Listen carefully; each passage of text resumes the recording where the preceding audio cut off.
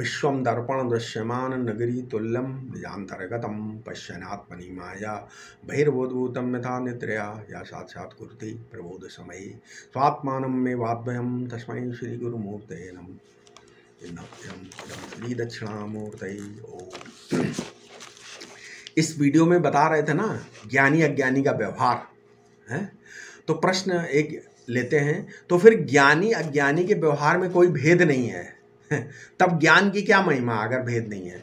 इसका उत्तर भगवान शंकराचार्य इस संबंध में क्रांतिकारी, एक बड़ा क्रांतिकारी उत्तर देते हैं क्या, कि ज्ञानी अज्ञानी की बात ही नहीं है। वो तो यहाँ तक बोलते हैं कि पशु आदि के व्यवहार से भी विद्वान के व्यवहार में कोई विशेषता नहीं है। पश्वादि विश्चा विशेषात, मतलब अंतर है तो सिर्फ दृष्टि का। ज्ञानी की दृष्टि में सब बाधित भासमान है और आत्मा अबाधित भासमान। देखो उसके लिए सब भान ही है, ज्ञानी के लिए जो भानात्मा से एक है बस। पशु अज्ञानी मनुष्य ज्ञानी पुरुष के व्यवहार में जो समानता है नहीं ना, वो समानता क्या है, वो है सर्वत्र अध्यास पूर्वक व्यवहार, अनुकूल के प्रति प्रवृत्ति और प्रतिकूल के प्रति निवृत्ति, इन दोनों का हेतु है। इनके प्रत्यक्ष ज्ञान पर आधारित अन्वय व्यतिरेक ज्ञान, बस यही तो है। एक बार आपने ये घट है, ये मोबाइल है, इसको पहचान लिया ना, बाद में उसमें गंगा जल, उस घड़े में गंगा जल रखो कि शराब रखें या उसको खाली रखें या उसको फोड़ दें, इसमें आपकी स्वतंत्रता है नहीं। तो इसका घट ज्ञान से कोई संबंध नहीं है। भगवान शंकराचार्य का आशय ये है कि तत्वज्ञ का व्यवहार भी वासना और अध्यास पूर्वक ही होता है, भले ही वो बाधित क्यों ना हो नहीं। अच्छा, प्रश्न ये भी है, अच्छा यदि ये माना जाए कि शास्त्रीय व्यवहार है, कि जो शास्त्रीय व्यवहार है वे ज्ञानी के लिए भी है, तो क्या आपत्ति है? इसमें है, इसमें आपत्ति है उत्तर में। शास्त्रीय व्यवहार में अधिकारी की अपेक्षा होती है, वर्णाश्रम लिंग देश काल रुचि सामर्थ्य आदि की अपेक्षा है।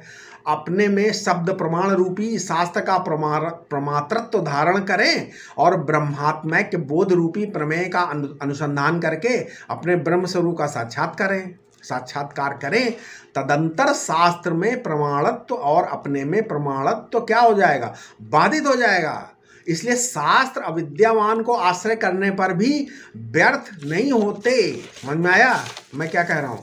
तो निष्कर्ष क्या निकला कि वेद का प्रमाण या वेद का ज्ञान दो प्रकार का होता है। वेद दो प्रकार का ज्ञान, पहला वेद का ज्ञान है शासनात्मक ज्ञान, दूसरा है शंसनात्मक ज्ञान।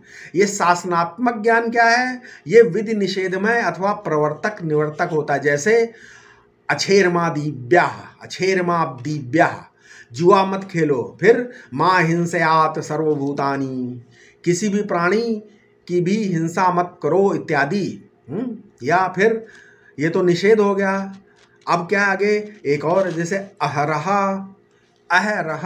संध्यायाम उपासित, प्रतिदिन संध्या वंदन करें, ये विधि वाक्य है। तो वेद में लौकिक आधार वाले विधि निषेध वाक्य हैं जो लोक का अनुवाद मात्र हैं, परंतु स्वर्ग फल रूप कर्म लौकिक अन्वय व्यतिरेक से सिद्ध नहीं होता, क्योंकि पर्वोच्च फल में अन्वय व्यतिरेक संभव ही नहीं है। अतः वहां के विधि निषेध का आधार केवल वेद है, ठीक है।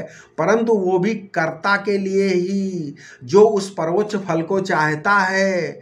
वहां पर निषेध शास्त्र के उल्लंघन से पाप लगता है और विधि शास्त्र से पुण्य होता है, लेकिन ये बात केवल वैदिक रीति से ही गम्य है कि नहीं। दूसरा हमने बताया संशनात्मक ज्ञान, ये ज्ञान केवल वस्तु के स्वरूप का ज्ञान कराता है, ज्ञाता का अनुसंधान नहीं करता। माने ये ज्ञान ज्ञाता को कर्म में प्रवृत्त नहीं करता। देखो वेद धर्म के बारे में शास्ता है और आत्मा के ब्रह्म स्वरूप के बारे में संशक है। समझ में आया? इंद्रियों के बिना धर्म नहीं हो सकता। और धर्म का फल चाहे लौकिक हो या वैदिक, स्वर्ग आदि को बताने वाला और करने भोगने वाला अध्यास पूरक ही बोलता है, और धर्मी अध्यास पूरक ही करता है और भोगता है नहीं। अब रही बात मोक्ष परक शास्त्र की, तो इस शास्त्र का अधिकारी भी अज्ञानी ही है क्योंकि अज्ञानी ही तो बंधा है और वही मोक्ष चाहता है। तो अज्ञानी है, तो जो अज्ञानी है वो अध्यास से युक्त है है कि नहीं? ये भी स्पष्ट है। अतः विधि निषेधमय शास्त्र और मोक्ष शास्त्र भी सभी अध्यास पूर्वक ही प्रवृत्त होते हैं। भाष्य में कहा भी गया है क्या? अध्यासम पुरुषकृत सर्वे प्रमाण प्रमेय व्यवहारा लौकिका वैदिकाश्च सर्वाणी चा शास्त्राणी विधि प्रतिषेध मोक्षपराणी। वेद और दूसरे जितने भी विधि निषेध मोक्ष परक शास्त्र हैं वे अगर वेदानुसार हैं तो प्रमाण हैं। वैसे तो वेद और दूसरे धर्म शास्त्रों के दृष्टिकोण में बहुत अंतर। वेद संपूर्ण मानव जाति के लिए हैं, देखो, है ना, और सदैव के लिए हैं, जबकि अन्य अन्य शास्त्रों के अधिकारी विशेष होते हैं। दूसरा अंतर क्या है कि वेद में जो सृष्टि की मानव जाति का शाश्वत संविधान है वो न केवल मनुष्य के कर्म, मन और जीवात्मा के आधार पर है, अपितु उसका आधार सच्चिदानंद तत्व है। यही कारण है कि सृष्टि में जाति, कर्म, मनोवृत्तियों के परिवर्तन होने पर भी वेद का संविधान परिवर्तन नहीं होता है। क्यों? ब्रह्म तत्व शाश्वत है। एक प्रश्न है कि यदि शास्त्र अज्ञानी के लिए हैं तो फिर शास्त्र ज्ञानी महात्मा क्यों पढ़ते सुनते हैं? ये क्वेश्चन हमसे बहुत लोग पूछते हैं कि भैया अगर शास्त्र अज्ञानी के लिए तो ये महात्मा लोग, ज्ञानी लोग ये क्यों पढ़ते और सुनते रहते हैं? उसका उत्तर है, देखो भाई, ज्ञानी भी अपनी अज्ञानावस्था में मोक्ष परक शास्त्र पढ़ता सुनता रहता था कि नहीं है? पहले सुनता था जब अज्ञानी था। इसलिए अब ज्ञान हो जाने के बाद भी वही विचार संस्कार धारा उसके अंतःकरण में प्रवाहित होती रहती है। ठीक है?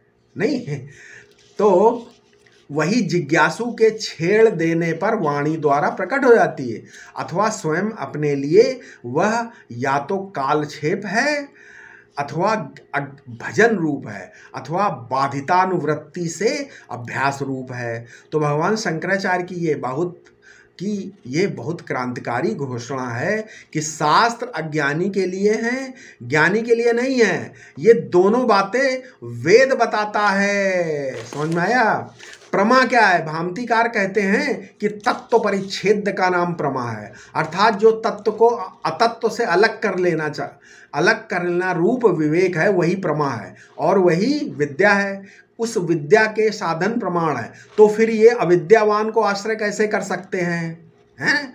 उन्होंने क्या बोला? बोले तत्व परिच्छेदो ही प्रमा विद्या तत्साधनानि प्रमाणानि कथम विद्यावदुषाणी हैं, कथम विद्यावदुषयाणी। मतलब देखो, अविद्यावान के पास क्या है? प्रमाण ही नहीं होते। अविद्यावान के पास प्रमाण ही नहीं होते, क्योंकि प्रमाण से जो प्रमा अर्थात यथार्थ ज्ञान उत्पन्न होता है, दूसरे शब्दों में जो विद्या उत्पन्न होती है वो अविद्या की विरोधी स्वभाव वाली होती है और इसलिए अविद्या को नष्ट कर देती है। इसलिए भामतीकार ने बताया कि यथार्थ ज्ञान क्या होता है।